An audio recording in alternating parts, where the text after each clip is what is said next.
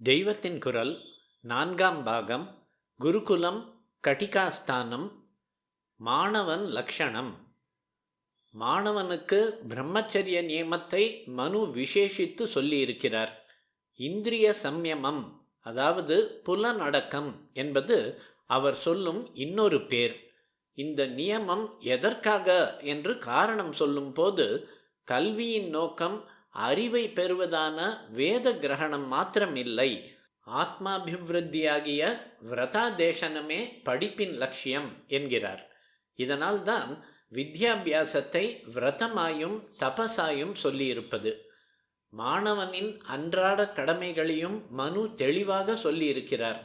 சந்தியாவந்தனம், அக்னிஹோத்திரம், அதாவது பிரம்மச்சாரிக்கான சமிதாதானம், தனக்கான பாடத்தை முறைப்படி கற்று மனப்பாடம் செய்வதான சுவாத்தியாயம், பிக்ஷை எடுப்பது பிக்ஷாச்சரியம், ஆச்சாரியனுக்காக ஜலம் கொண்டு வருவது, விறகு வெட்டி கொண்டு வருவது, சுத்திக்கான மிருத்திகை குழை மண் கொண்டு வருவது, அவருடைய பூஜைக்கு புஷ்பம் கொண்டு வருவது முதலான எடுபிடி பணிகள், பாடத்தை நன்றாக விளக்கி பிரவச்சனம் பண்ணும்படி ஆச்சாரியரை பிரார்த்தித்து கொண்டு செவ்வனே கேட்டறிதல் என்றிப்படி சிஷ்ய தர்மத்தை சொல்லியிருக்கிறது.